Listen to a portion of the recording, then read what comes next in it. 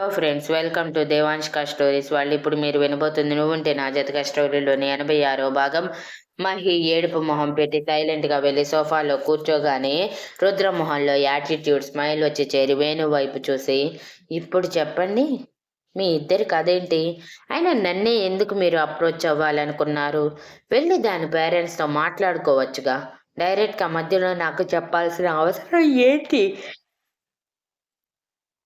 ఎంతైనా నన్ను మీ ఓన్ అనుకోలేదు కదా అని మొహం సీరియస్గా పెట్టి వేణు పైకి లేచి కోపంగా రుద్ర వైపు చూస్తూ, బావా, ఇంకొకసారి ఆ మాట అన్నావంటే బాగోదు చెప్తున్నా.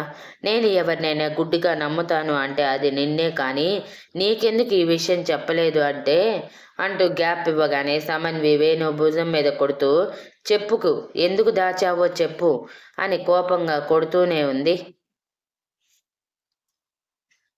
వేణు కోపంగా సమన్వి వైపు చూసి, కొట్టటం ఆపు, చెప్తున్నా కదా అని మళ్ళీ రుద్ర వైపు చూస్తూ గుటకలు మింగాక, చెప్పాక నువ్వు నన్ను తిట్టకూడదు, కొట్టకూడదు, ఓకేనా? అలాగే నీ ఫ్రెండ్షిప్ కట్ అన్న మాట మాత్రం నీ నోటి నుంచి రాకూడదు అని దాదాపు ఏడుపు మొహం పెట్టి అన్నాడు.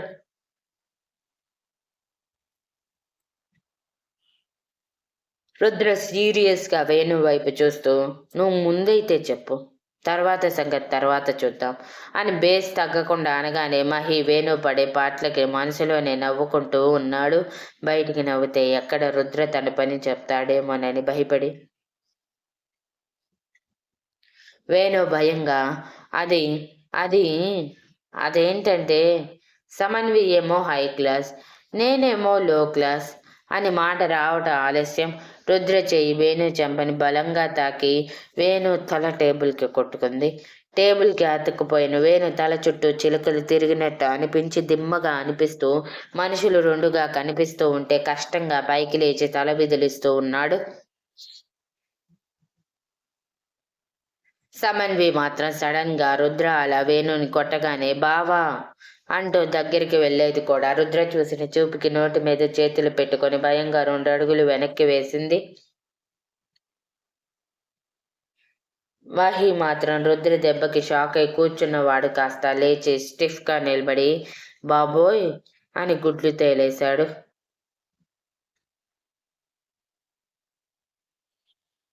గుడ్లు తేలేసి అనుకున్నాడు.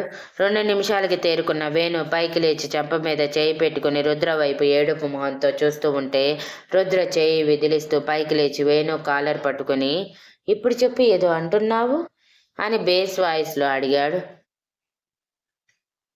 నేను చెప్పను, నువ్వు నన్ను కొడుతున్నావు అని చిన్నపిల్లాడు కంప్లైంట్ చేస్తున్నట్టు అంటూ, అయినా అంత చిన్న మాటకి నువ్వు ఇంత పెద్ద పనిష్మెంట్ ఇవ్వటం భావ్యంగా ఉందా బావా అని దవడ నొప్పి పుడుతూ ఉంటే ఏ మాటగా ఆ మాట చెప్పుకోవాలి, నీ చెయ్యి మహాసురుకు అని అన్నాడు.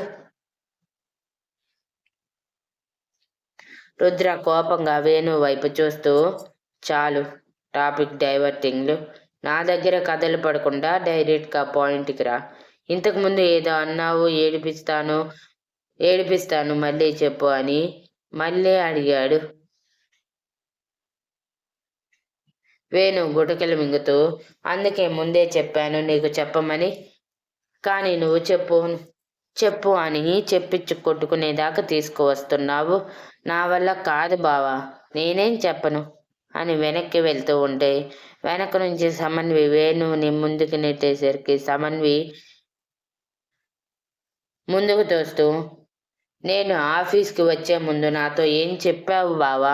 రుద్ర అన్నయ్యతో మన మ్యాటర్ తేల్చి పెళ్లి ఫిక్స్ చేస్తానన్నావు కదా, మరి వెనక్కి వస్తున్నావేంటి? నువ్వు కొంచెం కూడా తగ్గద్దు. అన్నయ్యని ఒళ్ళు హోనం చేసినా సరే నువ్వు అస్సలు వెనక్కి రాకు. పెళ్లికి ఒప్పించే నా వైపు చూడు, ఓకేనా అని థమ్ సింబల్ చూపించి నవ్వుతూ అనగానే వేణు పళ్ళు నూరుతూ, ఒసేయ్, నీకు ఇక్కడ జరిగే సిచ్యువేషన్ అర్థమవుతుందా?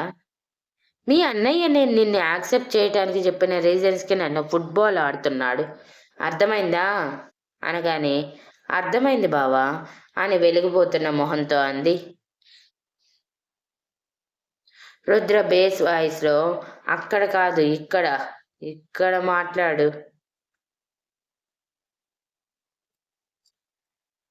ముందు ఇంతకు ముందు ఏదో లో క్లాస్ హై క్లాస్ అన్నట్టు గుర్తు. చెప్పు, ఇంకా ఏదో చెప్పాలన్నావు కదా అనగానే, నేను నువ్వు నన్ను కొడుతున్నావు. చిన్నపిల్లని చేసి ఇలా కొట్టడం చాలా తప్పు. నేను పోలీస్ కంప్లైంట్ ఇచ్చి నిన్ను నీ చెల్లిని జైల్లో పెట్టిస్తాను అని అరుస్తూ తప్పించుకోవటానికి వెనక్కి అడుగులు వేస్తూ ఉంటే రుద్ర వేణు కాలర్ పట్టుకొని టేబుల్కి సూటిగా అడుగుతున్నాను. ఇప్పుడు నీ చెత్త రీజన్స్ చెప్పలేదంటే నా చెల్లిని నీకిచ్చి పెళ్లి చేయను అని అన్నాడు. వేణు ఏడుపు మొహం పెట్టి, చెప్పినా కొడతావు, చెప్పకపోయినా కొడతావు. ఇక అర్థమయ్యాక అనవసరమైన పొడిగింపులు ఎందుకు? చెప్తాను, కానీ పూర్తిగా మ్యాటర్ చెప్పేంత వరకు నువ్వు కొట్టకూడదు, ఓకే అంటూ సమన్వికి తనని ప్రేమించిన విషయం చెప్పకపోవటానికి రీజన్స్ అన్నీ చెప్పి రుద్ర వైపు చూసేసరికి అప్పటికే రుద్ర కళ్ళు ఎరుపు వర్ణంలో మెరిసిపోతూ కనిపిస్తూ ఉంటే వేణు గుడకలు మింగుతూ, బావా ప్లీజ్ రా, ఇక కొట్టకు. బుగ్గ ఎంత నొప్పి పుడుతుందో, లోపల చిగురుకు కూడా దెబ్బ తగిలింది, బ్లడ్ కూడా వస్తుంది అంటూ పెదవి చివర బ్లడ్ చూపించి అనగానే రుద్ర తన కోపాన్ని తగ్గించుకోవటానికి పిడికిలి బిగించి టేబుల్ మీద కొట్టబోతూ ఉంటే వేణు ఆ పిడికిలి చాలా కష్టంగా పట్టుకొని ఆపి, నా మీదని కోపం తగ్గించుకోవటానికి నిన్ను నువ్వు గాయపరుచుకోకు ప్లీజ్, నేను తట్టుకోలేను. అంత కోపమే ఉంటే నన్నే కొట్టు అని దీనంగా అన్నాడు. రుద్ర పిచ్చ కోపంగా, ఏ రోజైనా నేను నిన్ను లో క్లాస్లా చూశానా? ఎందుకు నీలో నువ్వే అన్ని అడ్డంకులు పెట్టుకొని నా చెల్లిని దూరం పెట్టావు? సరే పెడితే పెట్టావు, నువ్వు ప్రేమించకుండా ఉండాలి కదా, మరి ప్రేమించి కూడా ఈ లో క్లాస్ హై క్లాస్ డబ్బు హోదా కుటుంబం పరువు మర్యాద అంటూ అన్నీ నీలో నువ్వే అనుకుని నా చెల్లితో పాటు మనసులో నన్ను కూడా బాధ పెట్టావు, దూరం పెట్టావు కదా. అర్థమవుతుంది ఎప్పుడు ఏ సీక్రెట్స్ నా దగ్గర దాచని నువ్వు ఈరోజు ఇది దాచావంటే నువ్వెప్పుడు నన్ను నీ ఓన్ అనుకోలేదు, అందుకే ఇవన్నీ నన్ను దూరం పెట్టేశావు. నేను పిచ్చోన్ని, నువ్వు నా బెస్ట్ ఫ్రెండ్వి కాబట్టి అన్నీ నీకు నేనే చెయ్యాలి, నాకు సంబంధించిన ప్రతి ఒక్కటి నీకు తెలియాలి అనుకున్నాను. అందుకే స్వీటీ విషయంలో జరిగింది కూడా మొదట నీకే చెప్పాను. కానీ నువ్వు నా చెల్లిని ప్రేమిస్తున్నావని మాట వరుసకైనా చెప్పలేదు. నేనే తెలుసుకొని నీ అంతట నువ్వే బయటపడేది వచ్చేసి నీ మనసులో ఉన్న ప్రేమ భయాలన్నీ తీసేసి నా ఇంటి అల్లుడిని చేసుకుందామనుకున్నాను. కానీ ఇప్పుడు నువ్వు చెప్పిన చెత్త రీజన్స్కి నా వల్ల కావట్లేదు, పోయి చావు, నీ పెళ్లికి నేను ఒప్పుకోను అని వేణుని వదిలేసి మహి ఎదురుగా నిలబడ్డాడు రుద్ర.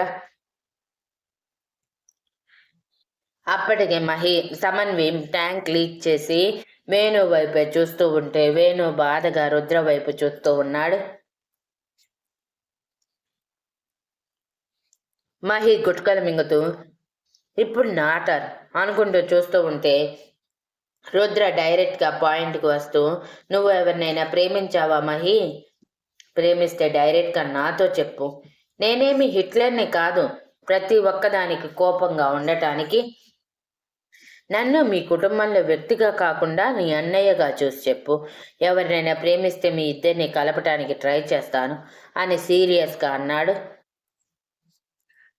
రుద్ర కళ్ళల్లో బాధ చూడలేని మహి, అన్నయ్య ప్లీజ్ అలా మాట్లాడకు, నేను ఏ విషయమైనా మొదట నీకే చెప్తాను, అందుకే ఇప్పుడు చెప్తున్నాను. నేను మహాలక్ష్మిని ప్రేమిస్తున్నాను, తనని చూసిన వెంటనే ప్రేమించాను. ఆ విషయం తనకి చెప్పడానికి భయమేసింది. ఎక్కడ వేణు బావలాగా ఆస్తి అంతస్తు అని చూపించి దూరంగా వెళ్ళిపోతుందేమోనని నేను తన దూరాన్ని తట్టుకోలేను అన్నయ్య, అందుకే తనని తెచ్చి నా కింద పిఏగా పెట్టుకుని నా ప్రేమ అర్థమయ్యేలా చెయ్యాలి అనుకుంటున్నాను అని అన్నాడు.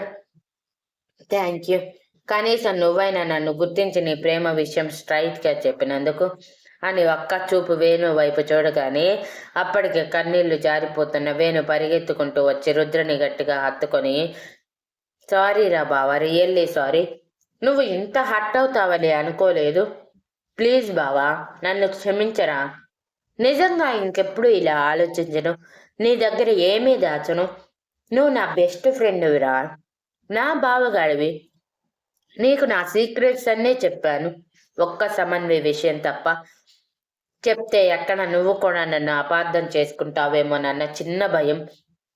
జీవితంలో దొరికిన స్వచ్ఛమైన స్నేహానివి నువ్వు. నీ స్నేహాన్ని వదులుకొని బ్రతకలేను బావా. ప్లీజ్ ఇవన్నీ వదిలే. నీ చెల్లిని నాకు ఇవ్వకపోయినా పర్వాలేదు, కానీ నువ్వు మాత్రం నా చెయ్యి వదిలేయకు. తట్టుకోలేనురా. మళ్ళీ అనాథ అన్న ఫీలింగ్ వచ్చేస్తుంది అని ఏడుస్తూ అన్నాడు.